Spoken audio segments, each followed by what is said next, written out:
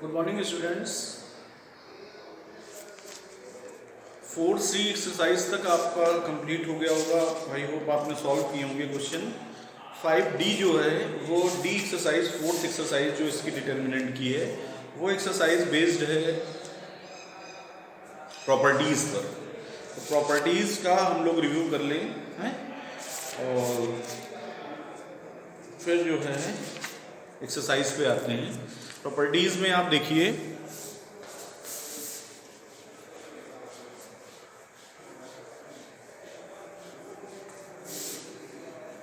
First property आपकी है। First property क्या है कि अगर प्रॉपर्टी नंबर 1 5 11 नंबर पेज पर है,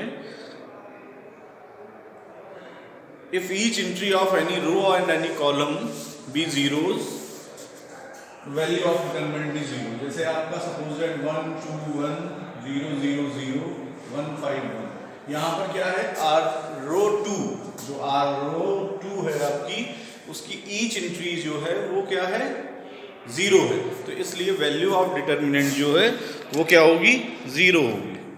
ठीक है। ऐसे ही अगर कॉलम में सारे 0 0 0 दिख रहे हैं तो भी वैल्यू ऑफ डिटरमिनेंट भी जीरो। सेकेंड प्रॉपर्टी है, if rows be changed into the column and column change into row, then value of determinant be remains be unaltered. अगर आपने 1 2 5 7 4 1 -1 2 5 ये आपने डिटरमिनेंट ली और इसको क्या किया, इसके कॉलम को या रो को जो भी कह ले, अगर हमने कहा कि रो को हमने कॉलम बना दिया 1 2 5 7 4 1 -1 2 5, ये आपने क्या किया, रो को कॉलम में चेंज कर दिया। तो या ये कहें कि कॉलम को हमने रो बना दिया, ये कॉलम था 1 7 -1, इसको रो बना दिया।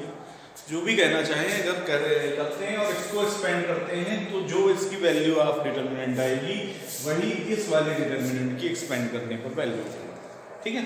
प्रॉपर्टी नंबर थर्ड आपकी है, if any two rows or columns of a determinant are interchange.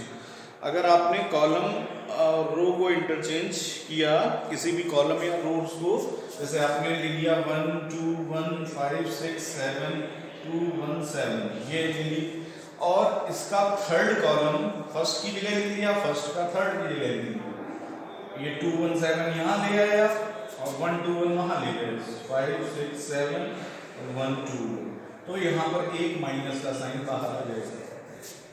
ठीक है। अगर दो जंप करा रहे हैं तो दो माइनस आएंगे, यानी माइनस माइनस प्लस हो जाएगा, फिर कोई साइन बाहर नहीं लगेगा। ठीक है। तो ये प्रॉपर्टी है। इसके बाद प्रॉपर्टी नंबर 4 है, इफ टू रोज और two column determinant be identical. Identical मतलब एक जैसे हो जाए अगर कॉलम या रो, तो भी वैल्यू ऑफ डिटरमिनेंट जो है वो जीरो होगी। ठीक है। जैसे आपने सपोज दैट 1 2 1 7 5 7 और 1 2 1, यहाँ पर C1 और C3 जो है वो आइडेंटिकल हो गए, C1 C3 are identical, therefore value of determinant भी ऑलवेज जीरो, ऑलवेज भी जीरो। तो ये आपकी जो है प्रॉपर्टी नंबर 4 थी। प्रॉपर्टी नंबर 5 है, अगर आपकी कोई स्केलर वैल्यू है, सपोज दैट आपने 1 4 1 2 5 7 2 1 1 7 1, तो आपने अगर किसी इसके रो को 2 से मल्टीप्लाई करा दिया, मल्टीप्लाई बाई 2 इन रो 1 या कॉलम 1 में या कॉलम मल्टीप्लाई कराया, तो मल्टीप्लाई कराने पे 2 से अगर मल्टीप्लाई बाई 2 इन R1, 2 1 जा 2 2 2 जा 4 2 5 जा 10, मल्टीप्लाई करा दिया आपने। ये ऐसे ही रखा। अब आप इसको एक्सपेंड अगर कराएंगे तो एक्सपेंड कराने पे अगर इसकी 10 वैल्यू आ रही, सपोज दैट 10 आ रही है, तो इसकी वैल्यू 20 आएगी, 2 टाइम्स ज्यादा आएगी। तो इसका मतलब अगर आप 2 से मल्टीप्लाई करा रहे हैं तो 2 से डिवाइड भी कराइए। ठीक, ऐसी प्रॉपर्टी है। ठीक है। तो मल्टीप्लाई अगर तीनों कॉलम में करा रहे हैं या तीनों रो में करा रहे हैं, 2 2 से, तो 2 2 जा 4 2 जा 8 से डिवाइड कराएंगे। ठीक है। तो ये है property. If all elements, property number 6, if each entry in any row of determinant return sum of 2 और मोर, अगर 2 टर्म या 2 से ज़्यादा टर्म में सम में लिखी हैं तो उनको हम स्प्लिट कर सकते हैं। देख रहे हैं यहाँ कॉलम फर्स्ट में a1 + x1, a2 + x2 और a3 + x3 का एग्जाम्पल लिया गया है और उनको स्प्लिट करा दिया है। पहली वाली डिटरमिनेंट में पहली वैल्यू a1 a2 a3 और दूसरी वाली में x1 x2 x3 है और बीच में प्लस का साइन दोनों डिटरमिनेंट के हैं। तो ये आप ऐसा अगर 3 है तो 3 बन जाएंगी, ठीक है। तो ये है स्प्लिट करने वाली। अब सेवंथ है each entry of one row of a determinant is multiplied by real number के से मल्टीप्लाई अगर करा दें और उसको किसी कॉलम या रो में ऐड करा दें, ठीक है, तो क्या होगा कि वैल्यू ऑफ डिटरमिनेंट भी अनलेटर्ड, तो भी आपकी ओरिजिनल डिटरमिनेंट के इक्वल ही उसकी वैल्यू होगी, ठीक है। तो ये प्रॉपर्टीज हैं, मेनली यही हैं, बाकी जो है इसी पे डिपेंड ही है। अब हम लोग देखते हैं एक्सरसाइज जो है कहाँ से स्टार्ट हो रही है, 5D से। 5D में देखिए पहले बताना है ये ट्रू है स्टेटमेंट या फॉल्स है। तो पहला आपका 2 3 1 0 0 0 -1 2। यहाँ देखिए सेकंड कॉलम सेकंड रो में ईच एंट्री जो है वो 0 है, तो वैल्यू ऑफ डिटरमिनेंट भी 0। सेकंड पार्ट इसका है 3 1 3 0 1 0 1 2 1। तो आप देख रहे होंगे C1 और C3 कॉलम 1 और कॉलम 3 आइडेंटिकल हैं, सेम है, ईच एंट्री उनकी सेम है, तो वैल्यू ऑफ डिटरमिनेंट प्रॉपर्टी है। फिर आपका थर्ड पार्ट है -2 1 0। ये अगर देखें -2 1 0 3 4 1 -4 2 0, तो इसकी वैल्यू क्या 0 होगी? तो आप ध्यान से देखें जो थर्ड आपकी रो है उसमें से 2 कॉमन निकलना है, टेकिंग 2 कॉमन फ्रॉम R3।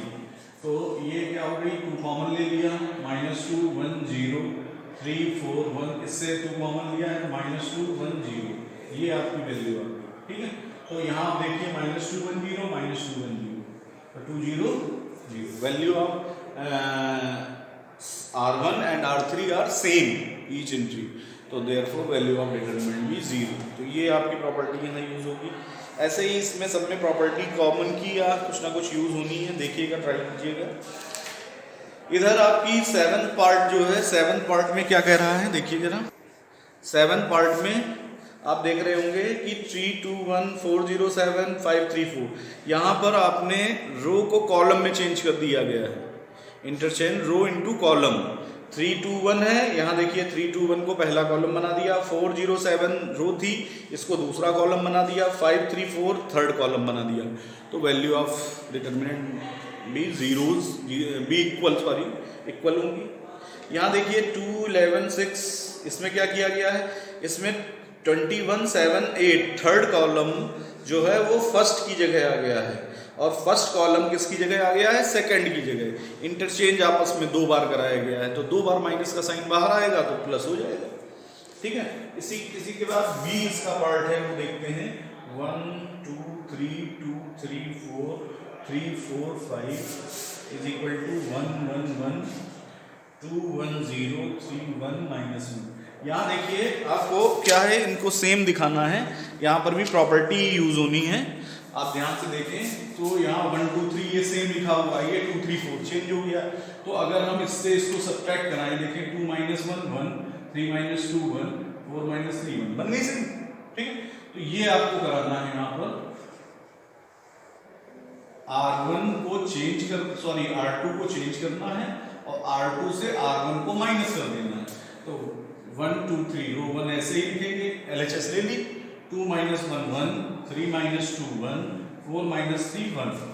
अब थर्ड रो को क्या किया गया है, देखिए ध्यान से, 3 से 2 माइनस करें तो 1 आएगा, यहाँ 1 आ रहा है, 4 से 3 माइनस करें 1 नहीं आ रहा है, यानी कुछ और किया गया। देखते हैं 3 माइनस, यहाँ अगर 2 हो 3 -2 1 आ जाएगा, यहाँ अगर 4 हो तो इसका मतलब 2 से इसको मल्टीप्लाई करा दिया गया।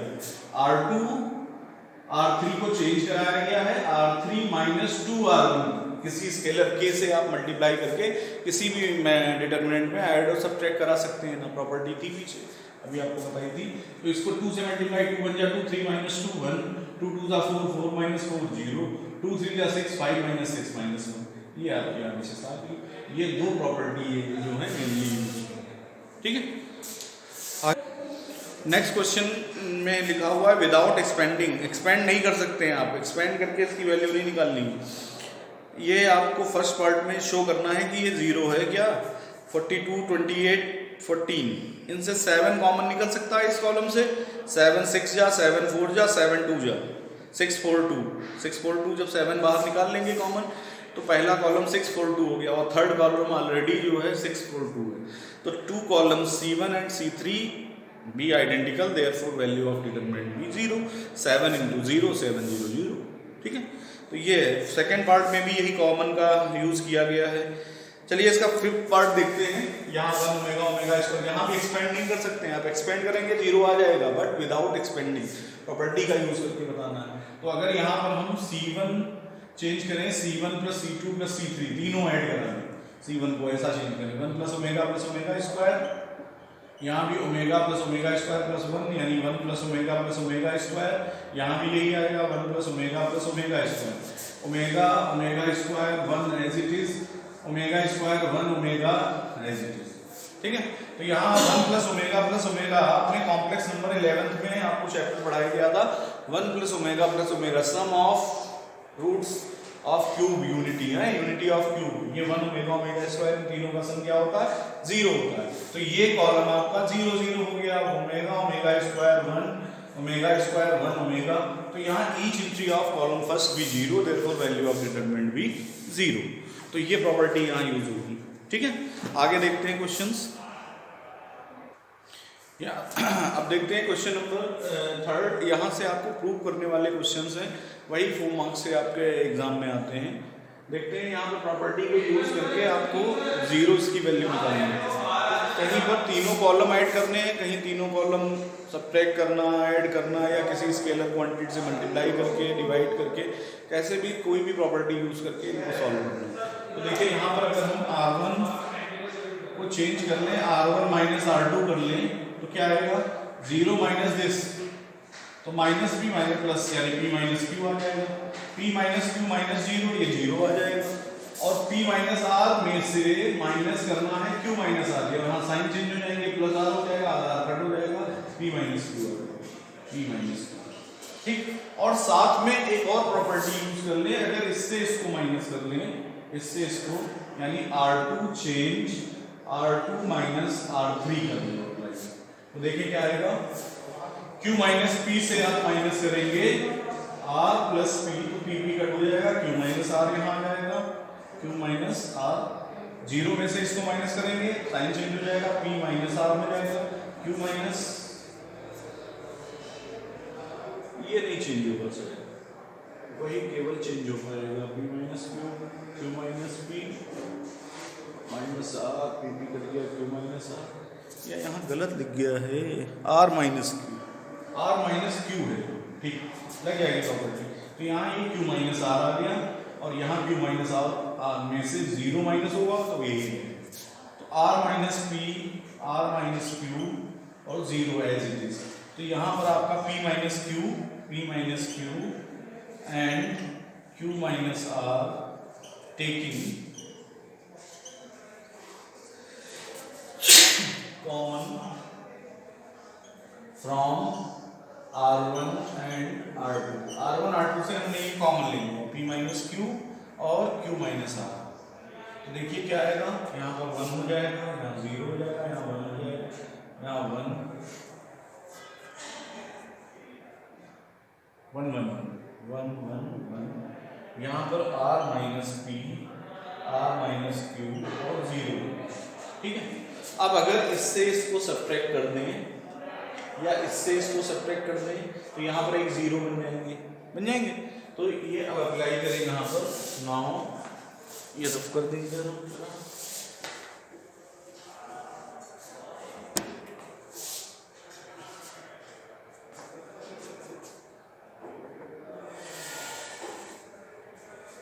applying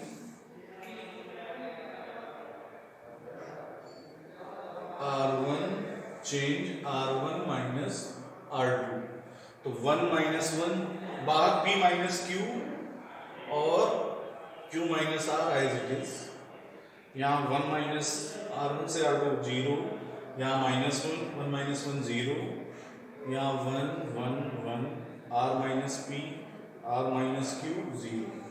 अब आपको इसको एक्सपेंड कर देना है, ठीक है। ये बाहर वैल्यूज ऐसे ही एक्सपेंड किससे करना है, एक्सपेंड विद r1 से एक्सपेंड कराना है। तो एक्सपेंड 0 से पहले होगा तो सब 0 ही होगा, यहाँ प्लस, यहाँ माइनस माइनस माइनस प्लस हो जाएगा।